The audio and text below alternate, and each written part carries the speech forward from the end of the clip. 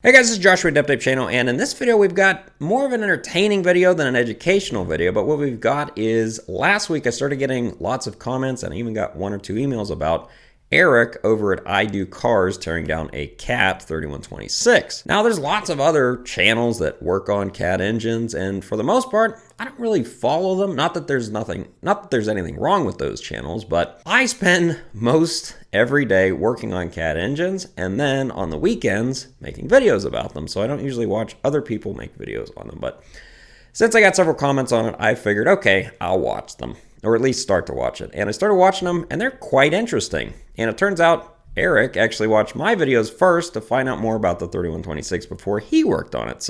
And that is Josh over at Adept Ape. Let's start watching the video and we'll just kind of comment along. It's not gonna be the full length hour of him tearing it down, but kind of the highlights. So before we start this, I just want you to know that Eric over at I Do Cars does not have a ridiculous mustache, but we're not gonna hold that against him. So let's start watching the video and find out what's interesting. How can you go wrong? The next thing that I'd like to mention, many of you already know this, I'm not a diesel tech. In fact, my experience working on medium duty and larger engines is virtually nothing. So I did a bunch of research, watched a bunch of videos, and now I know enough, I think, to get this thing apart. So we're gonna pause it there. So CAT actually recommends these are kind of a 250,000 mile engine. This particular one I can tell you is actually out of a Freightliner. Now he was mentioning, I believe before I was recording, that it's out of a box truck, and I can tell you it's a Freightliner because if you look at the turbocharger, it is bright yellow. But the engine itself is kind of a brown, and Freightliner, pretty much all Freightliners use to paint the CAT engines this lightish brown. Not sure why exactly, but they did. So if you ever see a 3126 like this, brown, it was in a Freightliner. So here he's pulling the valve cover. It's still got the original data tag, which is pretty nice because you'll be able to find more information on it. If they're all missing, it makes it more difficult. Don't see any rust. Don't see any weird mayonnaise stuff. Very Cummins-esque. Cummins-esque! Much different, but and it looks Eric, like how could you? Cummins-esque. some of the injectors have been replaced. Disgusting. And some of them, well, A little hard to see on this one. I don't know if that's normal. That is normal. Well, here's what we're looking at. The rockers sit on a shaft with springs between them on the pedestal, so you'll get a little bit of horizontal movement in them. At least you should. That number on them, and looks like there might be a date code on some of them. Look like CAT injectors to me. They do have CAT numbers on them. You can't see all of them though. 2 intake and 2 exhaust. And the next thing we're going to remove is a 3-valve cylinder, cover, 2 intake, 2 exhaust. which has an I misspeak all the time, so I'm not critiquing them. I just found it funny. Obviously, it's a 3-valve cylinder. Got 2 intake, 1 exhaust. The intakes have a valve bridge on them. The valve bridge is not universal. It needs to go in one direction. The intake valves on these are also to the rear. Generally, on most engines, at least CATs, they're to the front. Okay. It's kind of weird. What is this? The next thing I'd really like to remove is the turbocharger. I can't really tell if this has been replaced before. It has. See a date code you can see on it's it. painted yellow, so it's most likely an original turbo off of a different truck. In pretty good shape. Spins nice. I think we're going to start with the oil feed and return. Those are about the simplest turbos you can get. They're not VGT. This one, as you can see, does have a wastegate on it, though. So this is a lower horsepower one. The wastegate goes directly from the compressor side of the turbocharger. The higher horsepower ones, that wastegate line would actually reach around the back of the engine to go to the intake manifold because they're electronically controlled. Takes a few so this was more common on the 3126s and 3116s. I'm not sure why CAT used these locking tabs over their bolts. They didn't use them on the 3406s. They didn't use them on the C13s or C12s. Penetrating oil. It's a very contentious subject, penetrating oil. So in my experience, penetrating oil mostly only works on studs with nuts. If you were to look at the threads on these after you remove them, they'd most likely be dry. Especially if you spray it on immediately before disassembly. Thermostat housing there. The top part of the thermostat housing is missing, so are the bolts and the thermostats are off. It doesn't run, so you can't run an engine with no oil in it. Man, if all engines were that way, we really wouldn't have that many teardowns on this channel. Now I hear that these are It worth can run quite for a bit a of little money, bit if it loses and oil pressure. They 'cause are pretty that, reliable. However, it seems kind to of be the more can on related top to holds oil in how it. often you change your oil, since it uses engine But it wouldn't oil run as very long. the hydraulic pressure to fire the injectors. If you have dirty oil, that's where most of the problems come from.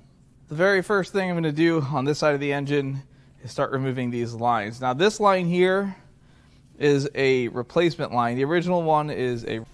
Those lines can be a pain because they're going... Cat doesn't hardly ever have a line directly go something. They almost always have a fitting.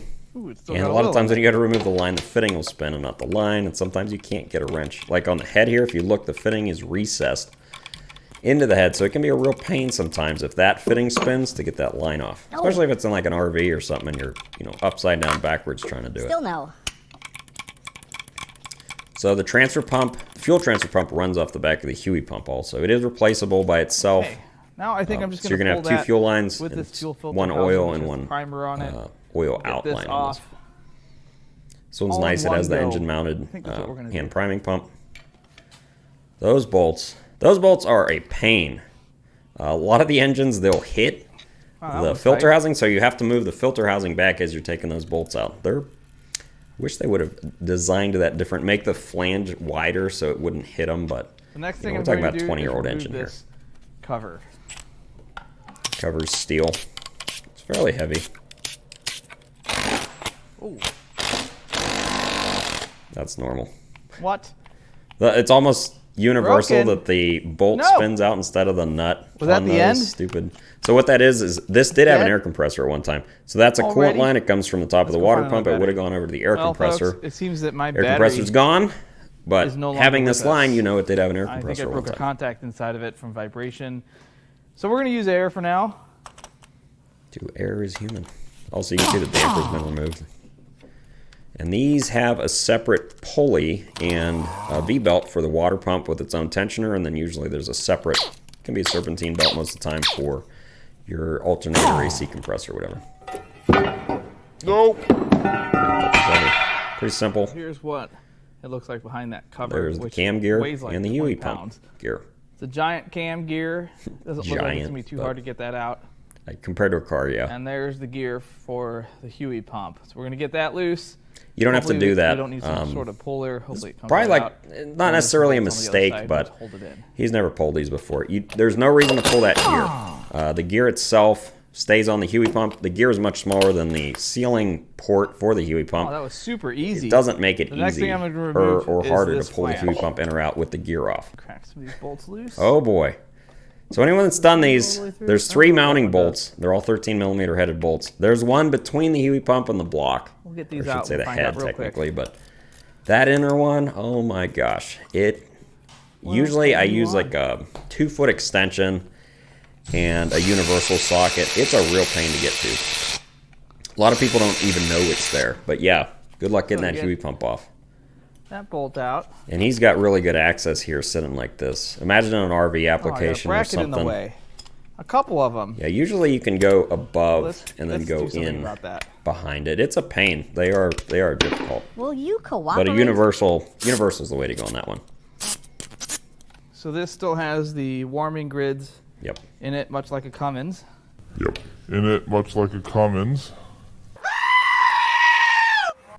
Not like a No, Cummins. a bunch of- I mean, it may be similar to a Cummins, but I would say the Cummins is similar to a Cat.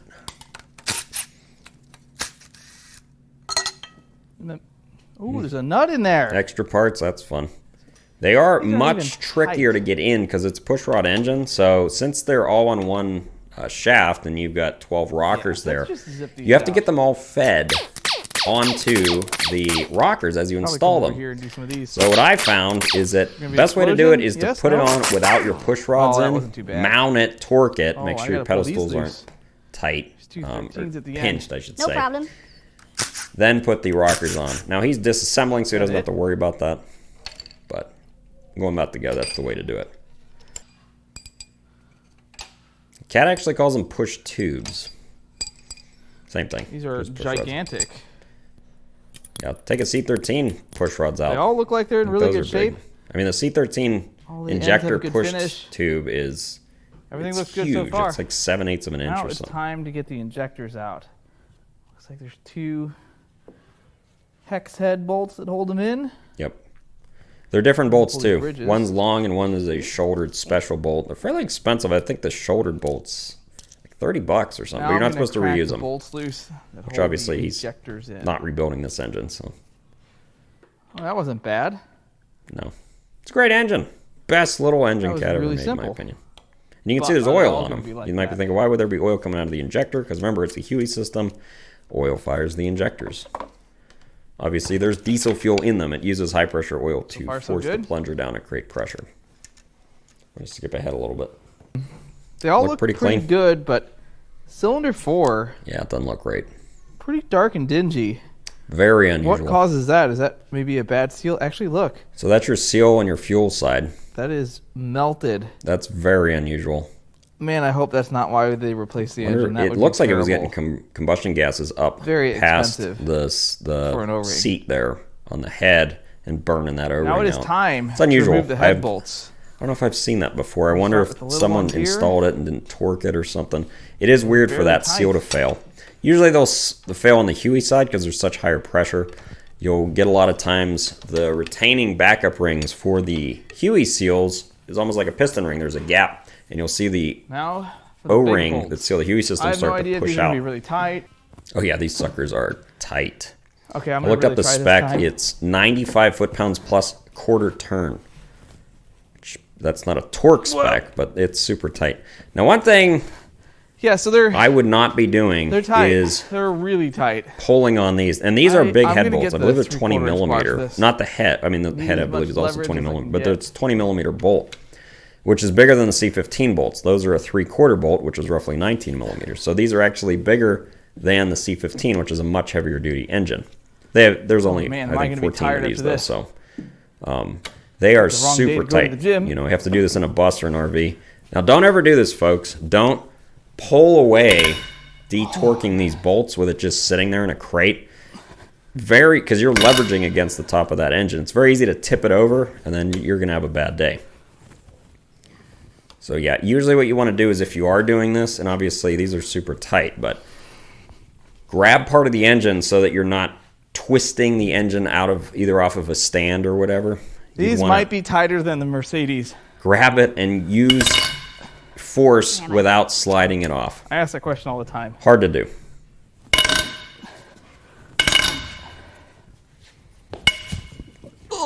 That's a good way to knock yourself out or hit yourself in the groin by doing that. He's got not all I of mean, my that's a ideas big are great bar ones. he's got on there too. It's not a little, I think it's a 30-incher he's using. Now he's pulling the head off. He just got Gosh, the I head hope it bolts out. does. Now, on these, they're doweled. Pretty much all the cat heads are We're not doweled. caught on anything.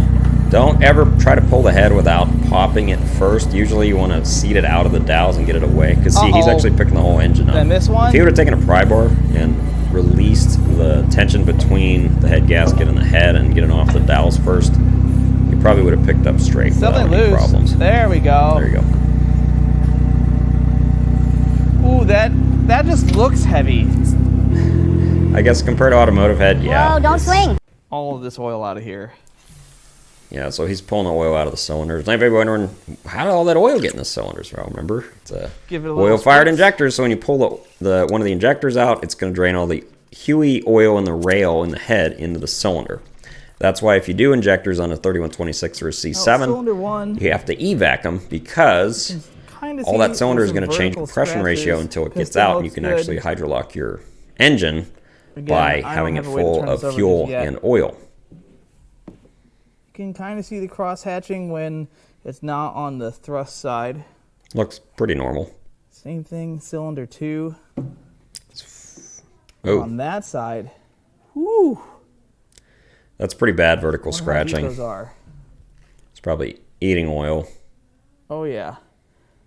That might clean up with like 10 over. Yeah, It's so not these, and he super mentions deep, this, these don't have like something liners. came apart. You can machine them and sleeve them, but they're not wet Cylinder liners. 4, Yeah, that one's got vertical also a scoring little bit also. of pitting, it So looks this like. engine, There. not in the best of shape, but 300,000 miles, yeah. This is video numero dos. How am I gonna do this? I guess I could. No. Maybe. Nope. Can't do that. Well, no, that's not gonna work. I don't know. So it's a pretty heavy engine compared to what he's usually working on. How much my engine. He does have a forklift, or I don't know how he would do this. You need. That might be the only one I've got. We use cranes at work. A plan. But for It's him, not a good plan. makes it tricky. But it's the only one I've got. You can use an A-frame with a chain fall also. That's a pretty good way to pick these up. While it sits here in this sturdy crate. And then I'm going to try to mount it to my engine stand. I would not do that. I would not bolt this thing to an and when I automotive weighed this engine... So you have to remember with that block, if you're bolting it to an automotive engine stand, those engine stands are generally made for V8s, V6s, which are... They're not as long. So the further you get away from the mount point, the more leverage you're putting against the bolts and the mounts for the engine stand. I mean, they do have very heavy duty, like 6,000 pound rated engine stands. Oh, hey, that's pretty heavy. But that's not the one he's using. No, so I would be leery to put this on an engine stand. It's not designed for it. Generally what we do, we just use blocks. We have these heavy duty, they're plastic composite blocks.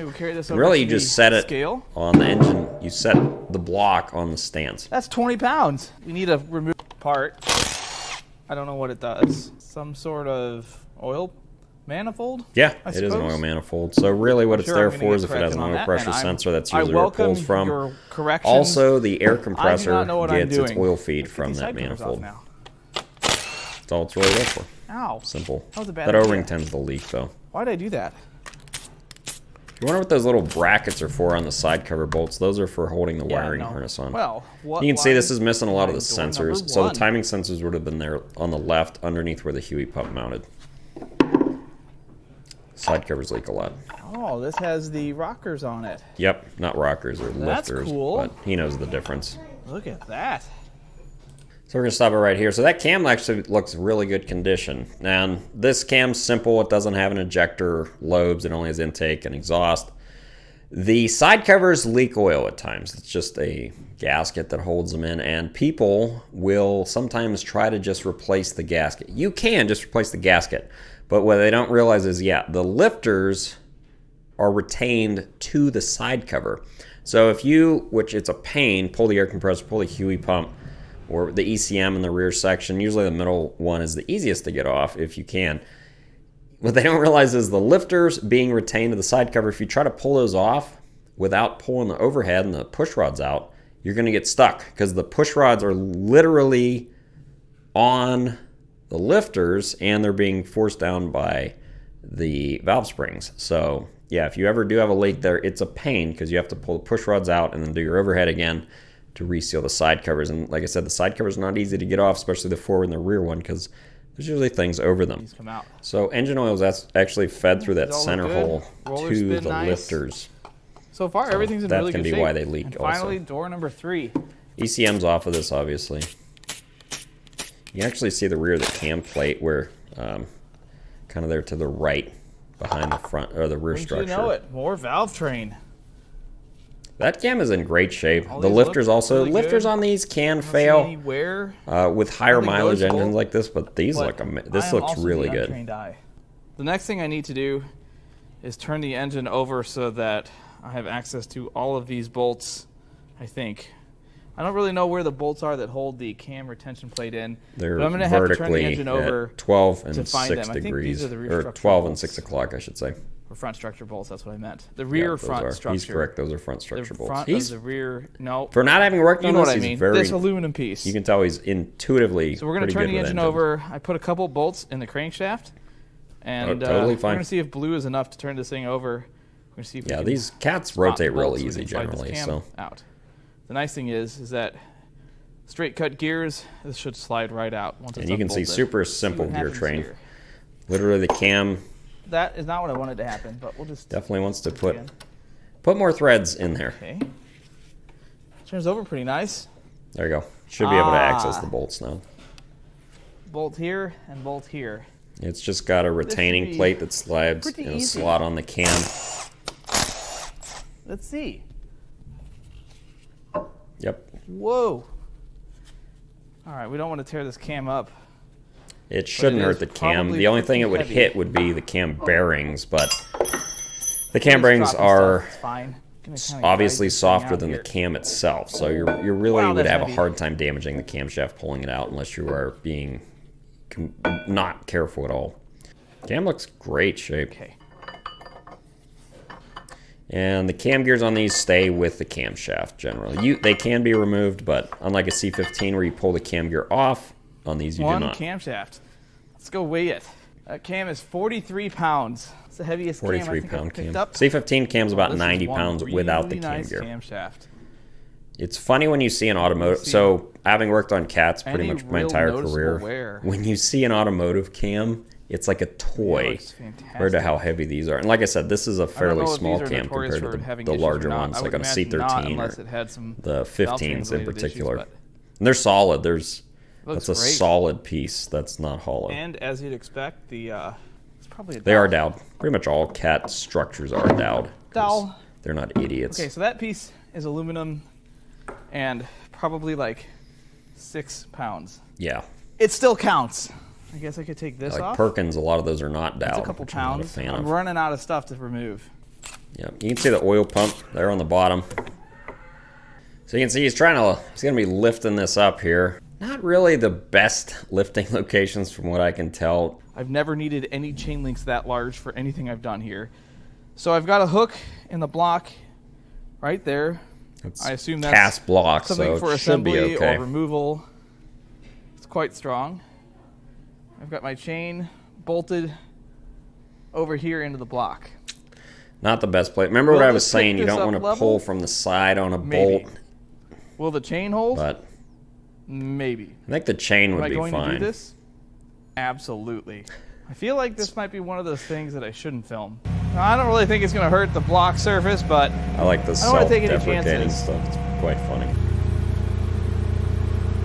It's fine. Actually, that's better-ish. Fairly small engine when you get used to it. Once you've got the head off and stuff. Okay, so I don't like this at all. But it's just not even a little big piece of cast iron, so they're heavy. I need to get the cranks in there too. Off.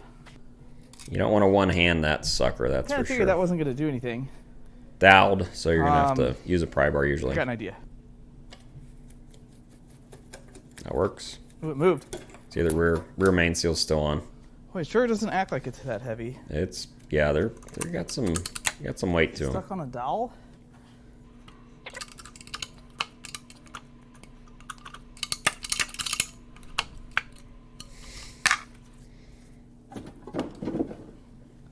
Yeah, that wasn't too bad. All right, I must go weigh this.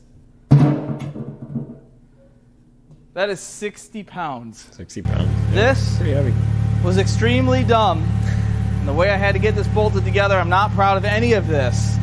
Do not do this at home. Yeah, it's... Well, we're going to try to take the weight off and see what he's got. happens. I mean, that's a heavy-duty automotive stand. That's not some light-duty $100 piece of junk. And then we're going to... It would be best if he's going to use this, boy. if he could have bolted it to the side of the block instead of going to the rear. I'd be nervous, too. Also, don't operate your forklift standing next to it. Yeah. All right. Yeah, don't do that. That's dumb. Super duper dumb. Don't do that. I mean, it's well below the rating for that, but like I said, it's very far away from the mounting part. It's doing it. Okay, I guess we're gonna start with the oil filter. Yeah, not a cat filter. Using a big pair of channel locks. A little bit of oil in there. I don't see any metal in the oil. Well, that's good, I guess. Remember, he's not reusing this engine, so it doesn't really matter, but... Now, the oil cooler is actually behind this filter housing also. And that's one thing to check is the condition of the gasket. So the gasket can blow out in a way that it bypasses the oil filter and it's sending unfiltered oil into the oil gallery. His does not appear to be that way, but pretty simple. That is something to check if you're doing your oil cooler. Come off next. And they sandwich together, so as you can see, the cooler is between the block and the filter housing. That's how. The cooler's pretty heavy. I mean, it's probably 20 pounds or something. The filter housing's aluminum, so not too heavy. The original cat part. I mean, yeah, compared to an automotive engine, oil pan, it's a little heavy. It's a big pan. Oh, they didn't give me the pickup. That's not nice. Obviously, It's an someone's oil had this pan pan gasket. off, and they pulled the oil pump back up off. Well, That's there's nothing too not cool. crazy in the pan. There's something in here. But having this pan having been off, it's like a pin what or a that needle is. bearing. Oh, Yeah, there's there wouldn't another be a one here. needle bearing in this I don't really engine, trust that really. this stuff So came out of this I don't know engine. where that came from. I mean, maybe, but I don't know where. Maybe it's not a needle Okay, now we're bearing. going to But... rotate this to its side. So if you look at the lowest gear there, Oh boy. a lot of these on here. have problems with. There's usually an idler gear it's not peeking bushing anything on yet. those oil pumps, and that's something to check. Oh, there Those it can is. fail or wear. If you ever have the pan off on a 3126 or C7, check all the way over here. your gears. I heard or read that the main cap bolts are pretty tight. We're going to Yeah. find that out. 45 So plus this 45 is what it foot-pounds looks plus like. 90 Here's the degrees, so not oil as tight pump as the here. head bolts, but that they're looks tight. like a pretty simple thing to remove.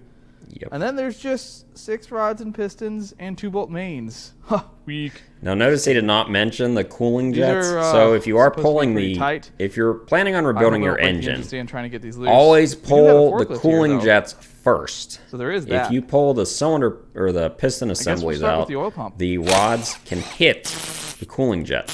And if you hit that little cooling jet, which is usually just a little aluminum nozzle, it's ruined. Oh, that's really and if simple. you bend it and you don't notice, We're not going to take that apart. you will fry You can that see cylinder. the So veins do inside not, that pump. as I always recommend, and some Actually, people it don't looks do really nice this, in but there. always Nice pull and the clean. cooling jets. Some people call them oilers Now we can start before working on the pulling rods and the pistons. It is now time pistons, to connecting pull rods, and pistons. I turned the out. engine on its side, so that apparently not that bad. And these came with either machined or fractured rods. You could have either one, meaning that the ends where the caps bolt to the connecting rod. These look like they were the machined ones. Aluminum not skirt. bad at all. Wow, those rods. Yeah, they're a healthy rod if you're not used to diesel engines. Oh, now we're getting somewhere.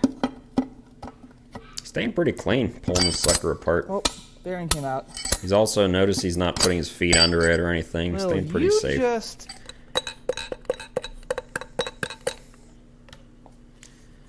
If he would have cleaned the top of the cylinders off, girth on that would have thing. popped out a lot easier. Well, now But we it's have fine. 1 and 6 out. Got it. Uh-oh. That's not good. Is it? It's so Cat has uses occurred two-piece here? pistons. They have the crown, what they call it, is usually What is going forged on or here? cast, and then the skirts are almost always aluminum with Cat's. What the... It's Are the normal. rest of these like that? Oh, they're all like that. You have to figure that piston Well, assembly is I've so never heavy seen that if in my you life. used a I'm learning cast stuff. iron or Education. forged skirt, which the skirt is not subjected to very much pressure, unlike the crown. It would weigh a lot more than they do, and they're already heavy enough. So that's why they use a two-piece one. It's really pretty universal in the Cat engine. C15, C13s use them. It's usually not a problem. Wrist pin holds them all The together. final 2. Let's get this crank turned over. But apparently that's not the case in automotive applications. Whoa 'cause there. It seems weird to him. But as someone who's not really built much else out of Cat engines, that's Crank's really normal easy to spin, apparently. to see the two-piece Seems like a pistons bad like idea. that. So he's washed everything down. He's going to be going over it here. I want to mention something. I've mentioned this in many videos, but rod bearings, looking at them. The uppers, it's the one on top, it looks a lot worse than the lower, right? You might be thinking, well, that's weird. Well, no. Rod bearing uppers always wear, not always, universally wear more than the lowers. And if you think about it, where is the pressure coming from in a connecting rod? Well, during the combustion process, it's forcing the rod down, which forcing it down puts pressure on the upper bearing. So that's why you'll generally see a lot more wear on the uppers on rod bearings. The main bearings are universally the opposite because a crankshaft is being forced down, which puts universal pressure more on the lowers. So just something to observe in general when you're doing engines, that usually rod bearing uppers are more worn than the lowers, and in main bearings, the lowers are usually more worn than the uppers. So, and then he's taking a look at these piston assemblies. Pretty healthy brake clean bath.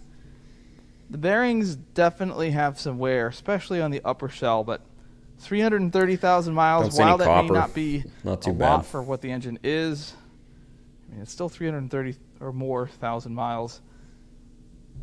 They still don't look too Could be bad. like there was moisture possibly getting in They really there, don't. but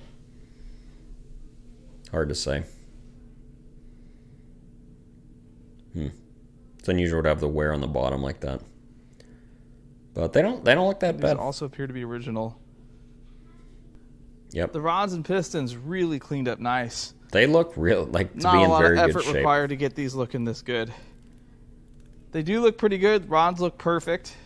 They possibly be. So remember what I was saying before? He's forcing additional weight come down to on. break these bolts loose, and It's not tight. No, it doesn't damage anything. The But head bolts just remember, were if you're so using a much tighter than stand, be that. very careful while That doing is that. not bad.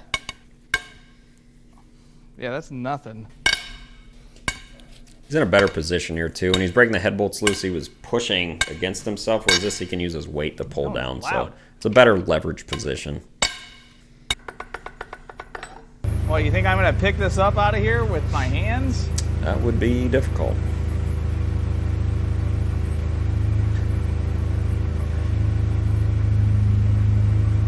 I don't think he doesn't show the thrust washers, but Cool. there's the You guys got any more? You do. main uppers. Crankshaft is It's in great shape, really. practically perfect.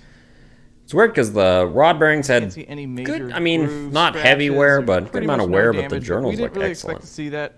There were no other signs of oiling issues in this engine. Looks good.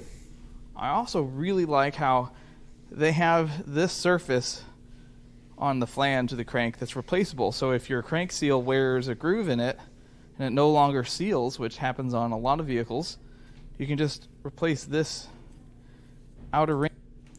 Yeah, so what he's talking about there is a wear ring or a wear sleeve, and that doesn't always come like that. A lot of times there's no wear sleeve on either a front or rear main, but the newer seal, the newer rear front main, it's the rear, you can put one on there. So even if it is worn into the crank, you can slide that on, and usually CAT has a puller. It doesn't just slide on by hand, you need to use a puller because it's or not a puller, an installer, to press it on there. And it works really good. I've never had to replace a crankshaft because of a front or rear main leak due to this. And it's one good thing CAT really thinks about long-term usability of their engines. Stuff like this, that, you know, okay, rear main leak and you can't repair it, you can on these. So it's a pretty interesting design. They can be tricky to remove though, because they're pretty thick and they're slid on there. They're not something you can pull off. They have something called a distorter that can help kind of distort it and then pull it off if it works. But while it can make it trickier, that can give you a lot more life out of your engine. But I do feel kind of bad for the guy I bought this engine from, because I didn't see anything that bad inside of it. I mean, we did find some problems. There's some cylinder wall scoring. These engines are not wet linered, so you can't just replace a liner. They have to be machined.